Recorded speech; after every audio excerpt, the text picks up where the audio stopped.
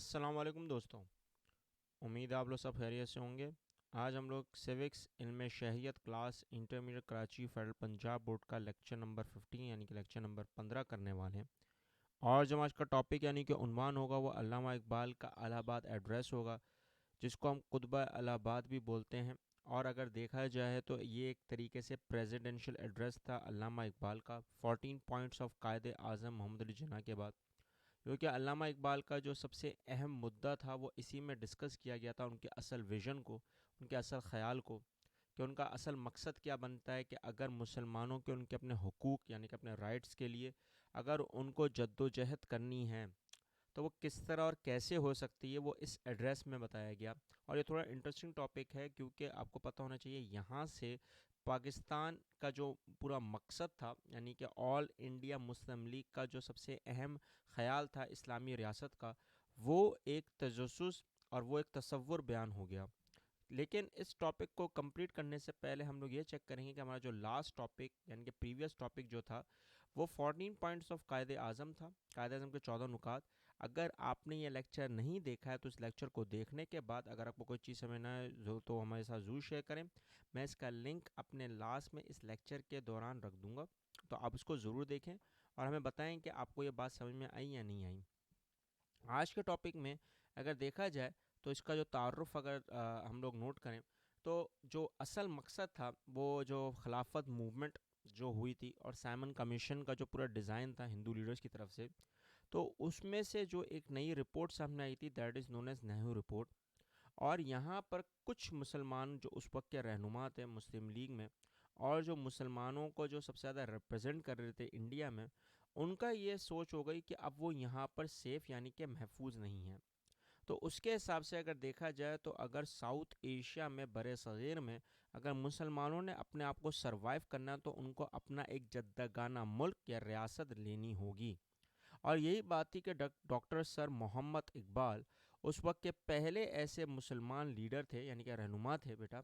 جنہوں نے یہ ایکسپریس کیا اپنی سوچ کو، اپنے ویژن کو پریزیڈنشل ایڈریس میں، جو آل انڈیا مسلم لیگ کا اینول سیشن جب ہوا الہ آباد میں، یو پی میں جو ہے مقام، یو پی کا جو مقام ہے الہ آباد، تو اس میں 29 دسمبر 1930 کو یعنی کہ 1930 کو یہ مقام بلا، اور بلا کر انہوں نے باقاعدہ ایک ایگریمنٹ سائن کروایا بٹوین برٹن اور ہندوز کے درمیان۔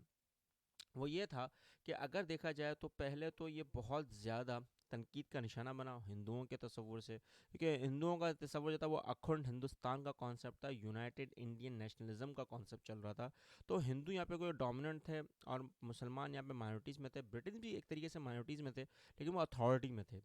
تو یہاں پر یہ بات آتی ہے کہ مسلمانوں کا جو ان کا جمہوری اصول جو تھا میجورٹی کے حساب سے، وہ انڈیا میں پریویل نہیں ہو پا رہا تھا، یعنی کہ وہ لاگو نہیں ہو پا رہا تھا، اور یہ وجہ تھی کہ ہندو میجورٹی ہمیشہ ڈومیننٹ کر رہی تھی مائنورٹیز کے اوپر یعنی کہ اقلیتوں کے اوپر۔ اب یہاں پر مذہبی لحاظ سے اگر دیکھا جائے تو تباہ کن باتیں ہو رہی تھی، کیونکہ اگر دیکھا جائے تو مسلمانوں کے مذہبی ثقافتی رسم و رواج جو بھی تھا وہ سب کچھ پامال ہو رہا تھا، وہ ختم ہو رہا تھا، کیونکہ ان کو مائنورٹیز میں شو کیا جا رہا تھا۔ جبکہ اگر دیکھا جائے تو مسلمانوں نے یہاں پہ 1000 سال آلموسٹ 1000 ایئرس یہاں پر جب رہے تو ان کا ایک قومی مقصد بن چکا تھا۔ اب تو یہاں پہ اقلیت اور اکثریت کا تو کوئی جواز ہی نہیں ہو رہا تھا، لیکن پھر بھی ہندوؤں نے یہ ایک بہت بڑا ایک کر لیا، اب ایک ان کا ایک دماغ بن گیا، ان کی ایک سوچ بن گئی۔ تو اس حساب سے اگر دیکھا جائے تو اس وقت جو ایک مذہبی لحاظ سے، ثقافتی لحاظ سے، رسم و رواج کے لحاظ سے جو یہاں پہ محفوظ رہنا چاہیے تھا مسلمانوں کو، وہ نہیں ہو پا رہا تھا، اور یہاں پہ جو میجورٹی تھی ہندوؤں کی وہ اس خطے میں اپنے آپ کو ثابت کرنے پہ لگی ہوئی تھی۔ تو اسی دوران علامہ اقبال نے اس وقت یہ اعلان کیا کہ میں یہ دیکھنا چاہتا ہوں کہ جو پنجاب ہے، جو آپ کا صوبہ سرحد ہے، صوبہ سندھ ہے، بلوچستان ہے، وہ سب ایک مل کر ایک ریاست بنائیں، اور بھلے ہی اس میں گورنمنٹ برطانیہ کی ہو یا نہ ہو، لیکن جو مغربی جو پورے کا پورا جو آپ کو پتہ ہے بیٹا کہ جنوب اور جو مغرب تھا اس وقت کے حساب سے، اور جو شمال کا پورا حصہ تھا، جو ایک طریقے سے ہم بتاتے ہیں کہ شمالی مغرب حصہ جو مسلمانوں کے درمیان میں تھا، وہ سارا کا سارا جو بھی ہے، جو بھی علاقے ہیں وہ دے دیے جائیں ایز اے میجورٹی کے طور پہ مسلمانوں کو۔ اب یہ جیسی ایڈریس ہوا تو اس دوران علامہ اقبال کا جو یہ آئیڈیا تھا، سوچ تھی سیپریٹ ہوم لینڈ کی مسلمانوں میں، تو قائد اعظم کو بھی اس کا احساس ہو گیا۔ تھوڑا بہت، کیونکہ بیٹا ظاہر سی بات ہے ٹو نیشن تھری کا کانسیپٹ تو پہلے ہی آ چکا تھا، اور یہی وہ تحریک تھی جو پاکستان کی ڈیمانڈ یعنی کہ طلب میں ایک بہت بڑا تاریخی عمل بنا، اور لاہور ریزولوشن میں باقاعدہ اس کو اعلان کر دیا گیا، جو پاکستان ریزولوشن بھی کہلاتا ہے، جس کو ہم قرارداد پاکستان یا قرارداد لاہور کہتے ہیں۔ اب آپ کو بات سمجھ میں آ گئی ہوگی بیٹا کہ یہاں پر کہیں نہ کہیں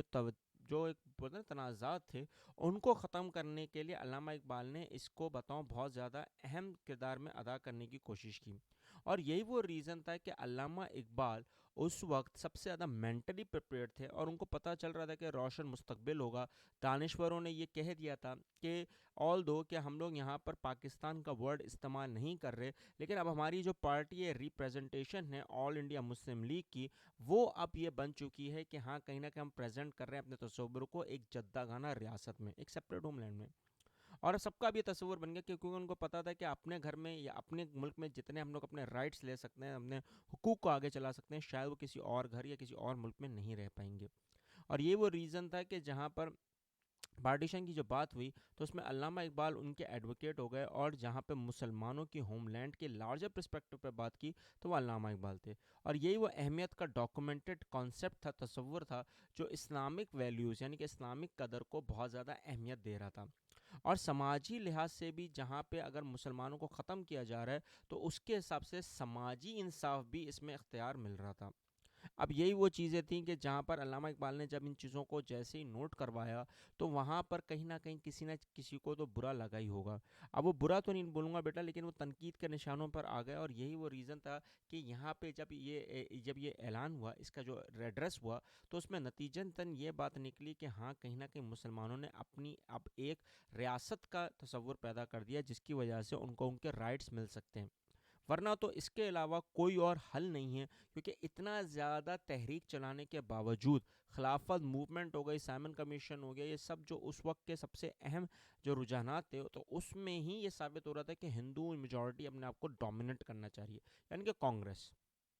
مثلاً جب بھی میں ہندو کی بات کروں گا تو بیٹا تو کانگریس ہے، تو کانگریس کہیں نہ کہیں یہ چاہ رہی تھی کہ مسلمانوں کو ویسے رائٹس نہ ملیں جیسے کانگریس کو ملنے چاہیے، because they have the right to be as a majority of the Indian subcontinent, ان کا یہ حق تھا۔ تو پہلے جب مسلمانوں نے یہ بات کی تو اس وقت ان کو کیوں خیال نہیں آیا؟ تو یہ وہ چیزیں تھیں جو سیاست میں بیٹا بہت زیادہ اہمیت کا کردار ادا کرتی ہیں، کیونکہ آپ کے الفاظ ہی سب سے زیادہ معنی رکھتے ہیں، اور اس وقت اگر آپ نے الفاظوں کا صحیح چناؤ نہیں کیا تو پھر آپ کو کہیں نہ کہیں ان کا جو غیر سلوکی سامنا جو کرنا ہوتا ہے پھر وہ آپ کے سامنے ہوتا ہے، اور یہی ہوا، اور مسلمانوں نے یہاں پر اب پورے کا پورا یہ جواز بنا دیا کہ ہاں ہم نے اب اپنے ایک جدہ گانا ملک لینا ہے۔ تو اس کے بعد کیا ایونٹ ہوا؟ اس کے بعد کون سے ایسے واقعات ہوئے ہوں گے جس کی وجہ سے پاکستان کو مزید آگے بڑھنے اور تشکیل ہونے میں آسانی پیدا ہوئی ہوگی؟ تو ہم اس کو نیکسٹ لیکچر میں ڈسکس کریں گے۔ اگر آج کے لیکچر میں آپ کو کوئی چیز سمجھ میں نہیں آئی تو میرے ساتھ ضرور شیئر کریں، کامنٹ کریں، اور آپ کو اگر کوئی چیز کا پتہ ہو، علم ہو اس سے زیادہ، تو وہ بھی میرے ساتھ شیئر کریں، کامنٹ کریں۔ اس چینل کو ضرور سبسکرائب کر کے ان بچوں ان لوگوں تک پہنچائیں جو لا علم ہے۔ ملتے ہیں نیکسٹ لیکچر میں۔ اللہ حافظ۔